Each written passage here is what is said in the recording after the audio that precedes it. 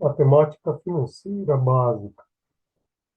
Matemática financeira é uma área de aplicação prática da matemática, que consiste em cálculos direcionados à melhor organização e ao maior controle do dinheiro.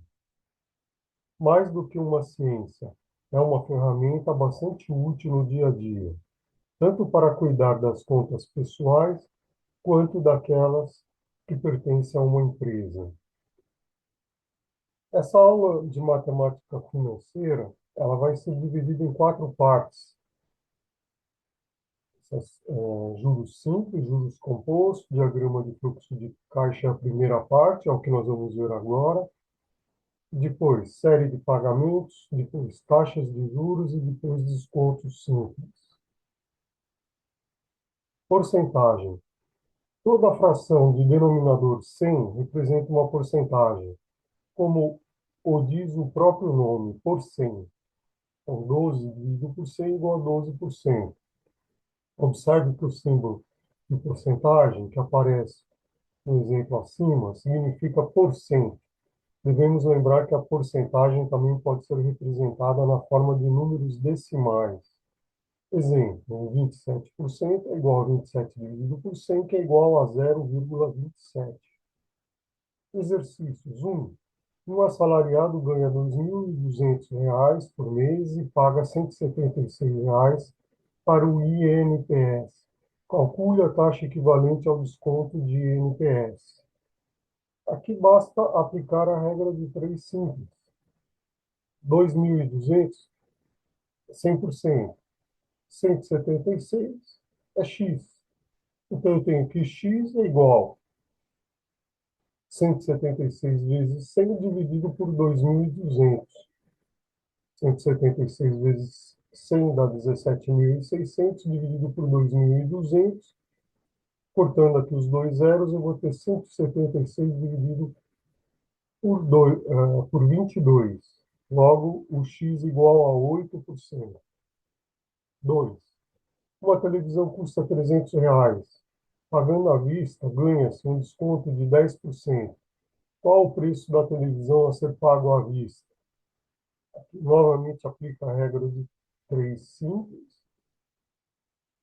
R$ 300 é 100, o desconto é 10%. Então, o desconto é 300 vezes 10 dividido por 100. Isso resulta em 30. O desconto é 30. Se o desconto é 30 e a televisão custa 300, então o preço da televisão a ser pago à vista é 300 menos o desconto, menos 30, que é igual a 270. Então, igual a 200, x igual a 270. À vista, a televisão irá custar R$ 270. Conceitos fundamentais. O sistema de crédito funciona essencialmente porque as pessoas têm necessidade de consumo imediato e estão dispostas a pagar um preço por isso. Quando se empresta dinheiro a uma pessoa para que esta consuma, pode-se admitir que quem emprestou está deixando de consumir no momento, embora tenha dinheiro para isso, para permitir que outra pessoa o faça. Por essa abstinência, a pessoa que emprestou recebe um prêmio, o que em finanças recebe o nome de juros, representado pela letra J, J maiúsculo. Assim, podemos denominar juros como, entre, entre aspas, prêmio ou pagamento pelo uso de uma quantidade de dinheiro por um período determinado de tempo. A esta quantidade de dinheiro que é transacionada, damos o nome de capital, representado pela letra C maiúscula, principal ou valor presente, representado por VP, de Value Present. Portanto, capital pode ser definido como o valor aplicado através de alguma operação tipicamente financeira e também é conhecido como valor principal, valor atual, valor aplicado. O valor dos juros pago nessa transação depende da taxa de juros, representada pela letra I minúscula, que é um coeficiente geralmente dado em porcentagem, que diz respeito a um dado intervalo de tempo. A taxa de juros pode depender de fatores como o tempo, o risco e a quantidade de dinheiro disponível no mercado para empréstimo. A soma do capital empregado na transação com os juros obtidos recebe o nome de montante, representado pela letra M maiúscula, ou valor futuro, representado por FV, de Future Value. Ou seja, nós podemos dizer então que montante é igual a capital mais juros, logo os juros é montante menos o capital. Juros simples. Se os juros nos vários períodos forem calculados sempre sobre o valor do capital inicialmente empregado, diremos que a capitalização é feita no regime de juros simples. Sobre os juros gerados a cada período não incidirão novos juros.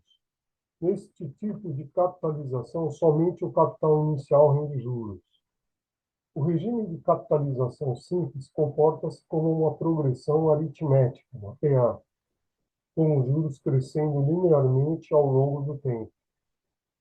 Isso é importante. Nos meios econômico e financeiro, o emprego de juros simples é pouco frequente, é raramente usado, quase não é usado.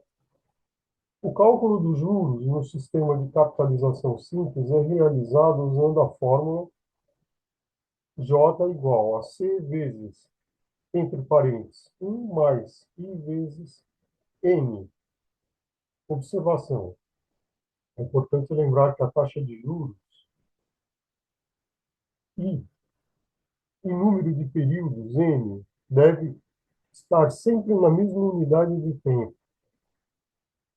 Então, montante é igual a capital mais juros. Nós já vimos isso, né? Exercício. Calcular os juros do montante produzidos pelo capital de R$ 1.000 aplicado durante 6 meses à taxa de 36% ao ano. Inicialmente aqui eu vou anotar os dados, eu obtenho do enunciado. Capital, R$ 1.000. Número de meses, 6 meses. A taxa, 36% ao ano. Como a taxa de juros, está ao ano e N está em meses, eu vou deixar aqui, dividir 36 por 12, porque aí eu vou ter uma taxa de 3% ao mês, aí fica tudo em mês.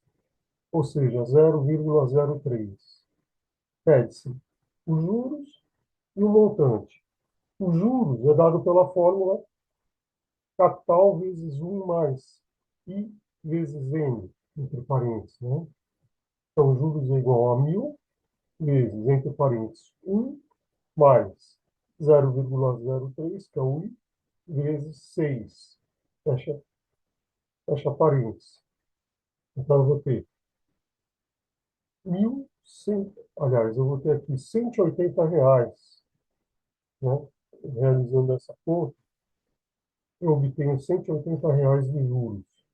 O montante é o capital mais juros. O capital é 1.000, os juros é 180, então o montante é R$ 1.180. Juros compostos. O regime de juros compostos é o mais comum no dia a dia, no sistema financeiro e no cálculo econômico. Isso aqui é bastante importante, é muito usado, quase sempre usado. Nesse regime, os juros gerados a cada período são incorporados ao principal para o cálculo dos juros do período seguinte, ou seja, o rendimento gerado pela aplicação será incorporado a ela, passando a participar da geração do rendimento no período seguinte. Dizemos então que os juros são capitalizados. Chamamos de capitalização o momento em que os juros são incorporados ao principal. O comportamento equivale ao de uma progressão geométrica, uma PG, incidindo os juros sempre sobre o saldo apurado no início do período imediatamente anterior. Observação. A poupança é uma capitalização do tipo composto, já que, se não efetuarmos nenhum saque, o juro do mês seguinte correrá sobre o montante produzido pelo capital inicial, acrescido dos juros referentes ao mês anterior. Então, em juros compostos, a fórmula é montante igual a capital vezes, entre parênteses, 1 mais I tudo elevado a N. Montante é capital mais juros. Então, eu determinando o valor do montante, eu tenho o capital e determino os juros. Exercício. 1. Depositando R$ 1.000 numa aplicação que rende juros compostos de 3% ao mês, qual será os juros e o montante após 6 meses? Então, anoto os dados do enunciado. Capital R$ 1.000, o N, 6 meses, e a taxa de juros é de 3% ao mês. Então, como a taxa de juros e o N estão em mês, está tudo ok, eu não preciso mudar nada aqui. Pede-se o montante e os juros. A fórmula, como nós vimos, é montante igual a capital vezes, entre parênteses, 1 mais I, isso aí elevado a N. Então, montante é igual a 1.000, 1 mais 0,03, tudo isso aqui, que está entre parênteses, elevado a sexta. Então, eu vou ter 1.000 vezes 1,03 elevado a sexta. Então, resolvendo essa conta aqui, eu chego que o montante é de R$ 1.194,05. Então, se eu quero saber os juros é o montante que eu tenho aqui, menos o capital de R$ 1.000. Então, o juros é de R$ 194,05. Diagrama de fluxo de caixa. A resolução de problemas de matemática financeira torna-se muito mais fácil quando utilizamos o conceito de fluxo de caixa. Um diagrama de fluxo de caixa é simplesmente a representação gráfica numa reta dos períodos e dos valores monetários envolvidos em cada período, considerando-se uma certa taxa de juros I. Então, temos aqui a representação do diagrama de fluxo de caixa. Traça-se uma reta horizontal, que é denominada eixo dos tempos, no qual são representados valores monetários, considerando-se a seguinte convenção: seta para cima, aqui, seta para cima, entrada de caixa, dinheiro recebido, e seta para baixo, saída de caixa, dinheiro pago. Importante, existe uma regra básica da matemática financeira que deve ser sempre respeitada. Não se soma ou subtrai quantias em dinheiro que não estejam na mesma data. Financiamento com N pagamentos iguais. Isso aí acontece bastante. Então, para saber o valor a ser pago à vista, basta trazer os valores para a data zero. Trazer todos eles para a data zero, aí sim depois somá-los.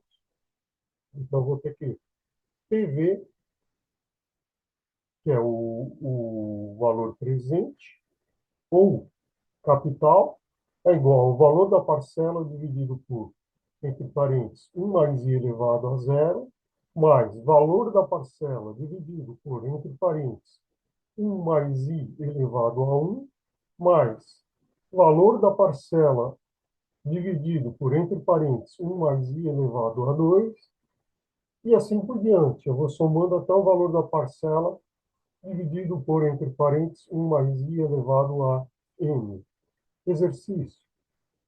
Uma loja vende uma determinada TV de 29 polegadas nas seguintes condições: R$ 300 de entrada, mais duas parcelas mensais de R$ 300, no final de 30 e 60 dias, respectivamente.